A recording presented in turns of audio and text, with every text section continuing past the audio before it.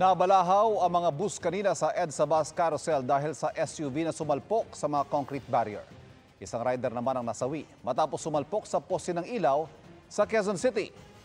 Ang mga disgrasya sa Metro Manila sa pagtutok ni Jonathan Andal.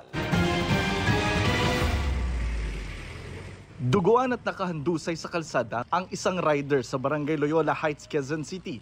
Dead on the spot ang 24 anyos na biktima matapos mapuruan ng kanyang ulo. Ayon sa isang saksi, sumalpok siya sa poste ng ilaw at tumilapon pa.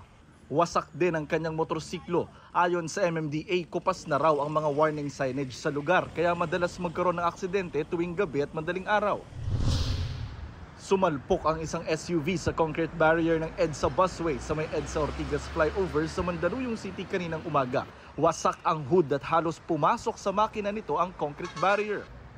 Ayon sa driver na nasa maayos namang kalagayan, hindi niya raw napansin ang barrier. Dahil sa aksidente, pansamantalang bumigat ang daloy ng trapiko lalo't hindi makadaan sa carousel ang mga bus. Para sa GMA Integrated News, Jonathan Andal, nakatutok 24 oras.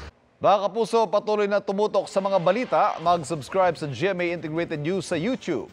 Sa mga kapuso abroad, samahan niyo kami sa GMA Pinoy TV at www.gmanews.tv.